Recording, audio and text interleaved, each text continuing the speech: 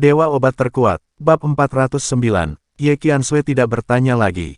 Dia adalah wanita yang cerdas dan tahu bahwa menanyakan detail bukanlah kebiasaan yang baik.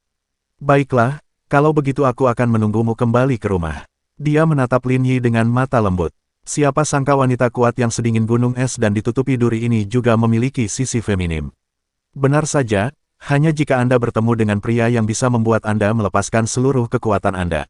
Setelah mengirim Ye Qiansui dan keduanya ke dalam mobil, Lin Yi melirik Liu Feifan, ayo pergi ke rumah Chen. Keluarga Chen. Chen Gang sepertinya sudah lama mengetahui bahwa Lin akan segera datang menemuinya, tetapi dia tidak pergi kemana-mana dan menunggu di rumah. Melihat Lin Yi datang, dia berdiri untuk menyambutnya, sikapnya masih penuh hormat. Chen Fan, di sisi lain, sedikit gugup. Dia pikir Lin Yi ada di sini untuk menyelesaikan masalah dengan mereka. Bagaimanapun, Chu Yun memiliki pikiran jahat tentang Ye Qiansui dan bahkan ingin memanfaatkan Ye ini. Dia sedikit takut dan berdiri di samping tidak berani berbicara karena takut menambah bahan bakar ke dalam api. Selamat kepada Tuan Ye, obat baru telah diluncurkan dan suntikan pertama telah dilepaskan. Obat ini telah sepenuhnya memantapkan pijakannya di Shanghai. Chen Gang tersenyum dan mengucapkan selamat. Yah, kamu melakukan pekerjaan dengan baik. Lin Yi mengangguk, menarik kursi dan duduk. Kamu masih tua dan teliti, aku membacanya dengan benar. Mendengar ini, Chen Fan tertegun sejenak. Alih-alih marah, Lin Yi malah memuji Chen Gang karena melakukan pekerjaannya dengan baik. Apakah dia mendengarnya dengan benar? Apakah Lin Yi berbicara dengan sinis? Tapi Lin Yi tidak berbalik, dia minum teh dengan ekspresi santai, tanpa sedikit pun kemarahan. Chen Gang juga tidak takut dan tampak sangat santai. Dia tidak melihat ada yang perlu dikhawatirkan. Sesuai instruksi Tuan Lin, ketika masalah sudah mencapai titik ini, saya tidak dapat membantu lagi. Lingkaran yang dapat saya libatkan saat ini tidak berada pada level itu. Kata Chen Gang sambil menuangkan teh untuk Lin Yi. Tidak masalah. Lin Yi meliriknya dan berkata, kamu hanya perlu melakukan apa yang seharusnya kamu lakukan.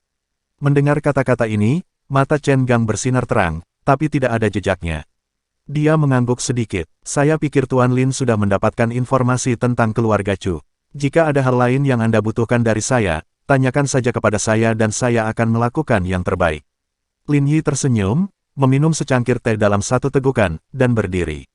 Dia melihat tata letak aula, melihat mural sederhana di dinding, dan mengulurkan tangannya untuk menyentuhnya dengan lembut. Jika perlu, aku akan memberitahumu secara langsung. Setelah mengatakan itu, Lin Yi tidak berkata apa-apa lagi dan pergi bersama Liu Feifan. Dia duduk di sini kurang dari 10 menit dan tidak mengatakan apapun kepada Chen Gang. Dia hanya minum secangkir teh dan pergi setelah mengucapkan beberapa patah kata, membuat Chen Fan semakin bingung. Ayah, apakah Tuan Lin benar-benar tidak marah? Dia bertanya dengan hati-hati. Apa yang membuatmu marah? Chen Gang berkata, ini adalah pengaturan Tuan Lin. Saya baru saja menyelesaikannya sesuai permintaannya. Bagaimana dia bisa marah? Dia melihat sosok Lin Yi yang pergi dengan mata yang rumit. Kekuatan dan ketakutan Lin Yi akan membuatnya semakin terkesan setiap kali dia melakukan kontak dengannya. Apalagi kali ini, dengan menggunakan identitas dan kekuatan Chu Yun, dia memberikan iklan gratis kepada Ye agar produk obat baru Ye bisa sukses diluncurkan di Shanghai. Siapa sangka Lin Yi sudah mengubur bidak catur itu 2 atau 3 bulan lalu. Tahukah Anda, 2 atau 3 bulan lalu, Tianhe sepertinya baru saja dibersihkan, dan Fu Yudu belum mati. Memikirkan kota yang licik saja sudah membuat kulit kepala orang mati rasa. Chen Gang sedikit ragu-ragu, terutama setelah bertemu dengan beberapa orang, yang membuatnya terguncang, tetapi hanya beberapa kata dari Lin membuatnya langsung sadar. Sekarang dia menginjak tali, dan di bawah tali itu ada jurang yang dalam. Jika Anda tidak hati-hati, Anda akan hancur berkeping-keping. Ayah, menurutku kamu agak aneh. Kata-kata Chen Fan mengejutkan hati Chen Gang. Bahkan Chen Fan pun bisa melihatnya. Apakah itu? Dia tetap tenang, tidak ada yang aneh, aku selalu seperti ini. Oke, jangan terlalu khawatir, lakukan saja urusanmu sendiri. Dia mengulangi apa yang baru saja dikatakan Lin Yi, tidak tahu apakah dia memperingatkan Chen Fan atau mengingatkan dirinya sendiri. Keluarlah dari rumah Chen, Lin Yi dan Liu Feifan menghentikan mobil dan kembali ke hotel. Saudaraku, jelas ada yang salah dengan Chen Gang. Liu Feifan bertanya, apakah dia punya ide lain? Belum lagi Lin Yi, Chen Fan dan Liu Feifan sama-sama dapat merasakan bahwa ada sesuatu yang jelas berbeda pada Chen Gang, meskipun bagi orang lain, itu mungkin merupakan perubahan yang sangat halus. Tapi yang satu adalah putra kandung Chen Gang, dan mereka rukun siang dan malam, dan yang lainnya adalah Liu Feifan, yang telah menerima pelatihan dan bimbingan dari Lin Yi, jadi mengapa dia tidak tahu? Mereka semua melihatnya, dan bahkan lebih mustahil lagi bagi Lin Yi untuk tidak mengetahuinya. Punya ide itu normal, semua orang punya ambisi. Lin Yi sangat tenang dan tidak mengambil hati sama sekali. Jika dia tidak abnormal sama sekali, itu akan merusak rencanaku. Liu Feifan tidak mengerti. Apakah Lin Yi sudah menebaknya? Chen Gang adalah kunci bidak catur Shanghai. Setiap perubahan yang dia lakukan dapat menentukan arah masa depan situasi Shanghai, dan bahkan menyebabkan perubahan besar dalam ritme keseluruhan rencana Lin Yi. Namun meski begitu, Lin Yi masih berani memanfaatkannya. Sungguh kepercayaan diri dan kendali yang kuat. Feifan, kamu harus paham bahwa saat bermain catur dengan orang, yang terpenting adalah kemanusiaan. Lin Yi melirik Liu Feifan dan berkata, kami bermain catur, tapi kami bermain dengan hati orang. Liu Feifan merasa kepalanya seperti dihantam sesuatu seketika, dan seluruh tubuhnya mati rasa. Dia sedang mempermainkan hati orang-orang. Level Lin Yi sangat tinggi sehingga dia bahkan belum mempelajari apapun. Semakin sering hal ini terjadi, semakin Liu Feifan merasa bahwa Lin Yi tidak terduga. Meskipun dia duduk di sebelahnya, sepertinya ada lapisan kabut itu membungkus Lin Yi sepenuhnya. Dia tidak bisa melihat apapun. Untungnya, ini kakak tertua saya. Jakun Liu Feifan meluncur dan dia berpikir sendiri. Sangat menyedihkan terhadap seseorang seperti Lin Yi. Pada saat yang sama, Chu Yun pulang. Biasanya tidak ada yang terjadi, dan dia jarang pulang. Dia lebih memilih tinggal sendirian daripada merasakan suasana menyedihkan di keluarga Chu. Tapi kali ini, dia harus kembali. Saya sudah bertemu paman ketiga. Chu Yun berlutut dengan hormat, tidak berani bersikap tidak sopan sama sekali. Bangun, Chu Feihe, yang sedang berbaring di kursi sambil membaca buku, mengangkat kelopak matanya dan berkata, saya masih tahu bahwa saya adalah anggota keluarga Chu, jadi saya harus pulang dan melihatnya. Paman ketiga, jangan marah. Chu Yun menunduk dan tidak berani membantah. Oke, aku tahu seperti apa amarahmu, aku tidak menyalahkanmu. Dia melambaikan tangannya dan berkata, apa alasan untuk kembali kali ini? Kamu tidak pergi ke Aula Tiga Harta Karun untuk apapun. Jika ada yang harus Anda lakukan, beritahu saya secara langsung. Rambut peraknya bersinar, tapi dia sangat energik, matanya tajam, dan dia sama sekali tidak terlihat seperti orang tua. Sebagai kepala keluarga Chu, reputasi Chu Feihe di Shanghai dibangun ketika dia masih muda. Seseorang mengacaukanku, Chu Yun berkata, hampir membunuhku. Matanya langsung menjadi tajam, saya ingin membalas dendam pada mereka. Bab 410, Chu Feihe meliriknya dan tersenyum ringan. Kamu sudah tidak muda lagi, kenapa kamu masih begitu impulsif? Dia sedikit main-main, seolah-olah sedang melihat anak kecil, meskipun Chu Yun di depannya hampir berusia 40 tahun, jadi dia tidak seperti anak kecil.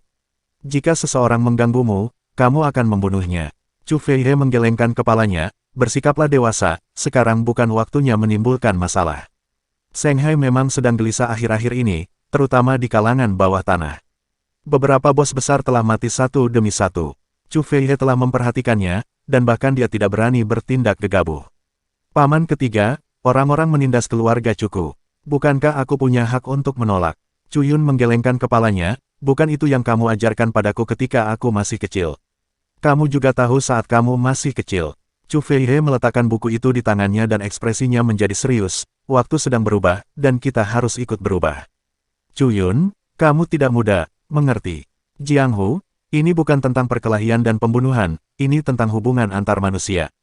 Chu Yun tidak berkata apa-apa. Semua orang akan memberitahu Anda kebenaran tentang sifat manusia. Dia hanya tahu bahwa jika Anda kuat, tidak akan ada orang jahat di sekitar Anda, tetapi ketika Anda lemah, semua orang akan menginjak kepala Anda.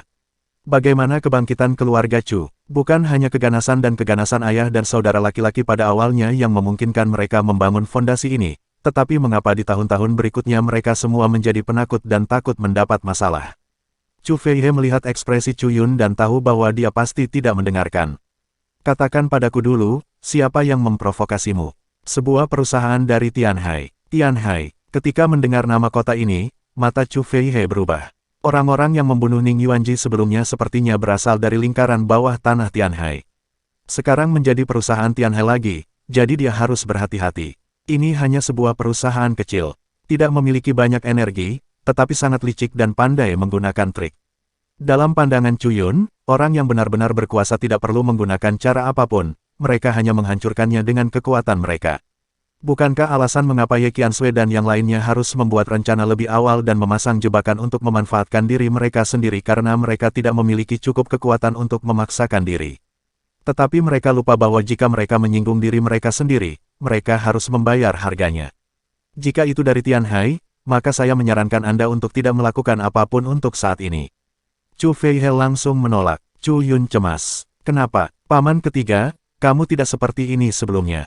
Kenapa sekarang, ketika seseorang menunggangi lehermu dan buang air besar dan kencing padamu, kamu tidak marah sama sekali? Ledakan, Chu Feihe menepukkan tangannya ke atas meja, yang membuat Chu Yun takut sehingga segera tutup mulut.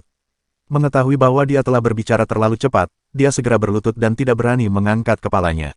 Sebagai direktur, kamu benar-benar menganggap dirimu serius, bukan?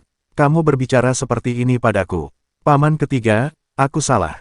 Biar ku beritahu, semua yang kamu miliki sekarang diberikan kepadamu oleh keluarga Chu dan bisa diambil olehmu kapan saja.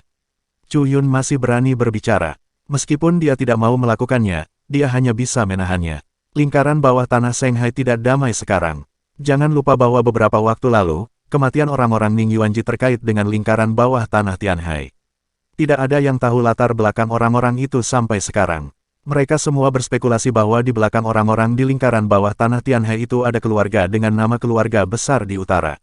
Sama seperti Fu Yu saat itu, dia hanya mengelola lingkaran bawah tanah di sepanjang pantai dan mengkonsolidasikan sumber daya untuk keluarga-keluarga dengan nama keluarga besar, tapi dia tidak yakin keluarga mana itu, jadi tidak ada yang berani bertindak gegabah. Lagi pula, ada naga tersembunyi dan harimau berjongkok di utara, dan airnya sangat dalam. Di era ini, semua orang mencari uang. Keselamatan dan keamanan lebih penting dari apapun. Hanya dengan bersikap low profile Anda bisa hidup lebih lama. Tahukah Anda itu? Ya, saya mengerti. Chu Yun tidak berani membantah dan mengangguk. Namun di dalam hatinya, bagaimana dia bisa rela? Seiring bertambahnya usia, mereka menjadi penakut dan kehilangan kekuatan dan keganasan yang mereka miliki ketika mereka masih muda. Itu adalah masalah mereka, tetapi mereka tidak bisa membiarkan orang lain menindas mereka hanya karena mereka pemalu, bukan? Itu hanya beberapa orang dari keluarga Ye, apa hubungannya dengan mereka yang membunuh Ning Yuanji? Chu Feihe menjadi gugup ketika mendengar kata Tianhai, dan Chu Yun tidak bisa menahan tawa di dalam hatinya. Bangun, kata Chu Feihe. Chu Yun berdiri, dengan raut wajahnya dia tidak berani membantah. Aku melakukan ini demi kebaikanmu sendiri, dan demi kebaikan keluarga Chu, kamu harus mengerti. Chu Feihe meliriknya dan berkata, ayahmu terobsesi dengan seni bela diri dan tidak peduli tentang apapun. Sekarang aku dalam keadaan sehat dan bisa menjaga diriku sendiri. Apa yang terjadi jika aku mati? Keluarga Chu masih harus mengandalkanmu. Kamu harus lebih dewasa, kamu tahu itu.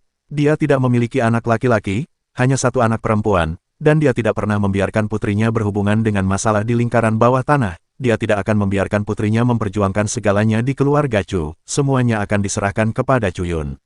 Tapi melihatnya sekarang, Chu Yun mengecewakannya dan tidak bisa dipercayakan padanya sama sekali. Chu Yun melihat sorot matanya dan tahu bahwa Chu Feihe tidak benar-benar ingin memberikan segalanya padanya, tapi bagaimana Chu Yun bisa menunjukkannya?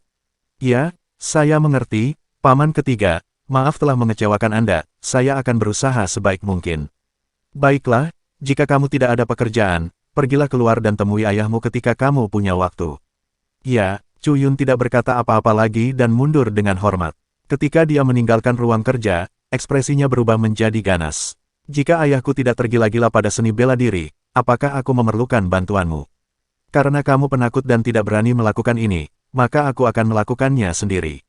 Chu Yun mengertakkan gigi dan menjadi semakin marah saat dia memikirkannya, tetapi bahkan Chu Feihe pun takut pada keluarga Ye belaka. Jika ini terus berlanjut, kucing dan anjing akan berani menunggangi kepala keluarga Chu. Chu Yun pergi dan segera kembali ke rumahnya. Dalam perjalanan, dia menelepon beberapa orang dan meminta mereka untuk bertemu di rumahnya. Dia biasanya menyerahkan beberapa hal yang tidak nyaman untuk dia tangani kepada orang-orang ini. Di keluarga Chu, mereka juga tangan kanannya yang paling terpercaya. Chu Yun sendiri takut akan kesalahan kejam ini. Pada waktu itu, hotel, Lin Yi sedang duduk di sofa sementara Liu Feifan sedang mengemasi barang-barangnya. Haruskah kita kembali besok pagi? Liu Feifan tidak tahu apakah masalah dengan keluarga Chen sudah diselesaikan atau belum. Lin Yi sepertinya tidak melakukan sesuatu yang istimewa. Tapi dia selalu merasa bahwa setiap kata yang diucapkan Lin Yi memukul Chen Gang. Seperti yang dikatakan Lin Yi, bermain catur dengan orang lain adalah hati manusia.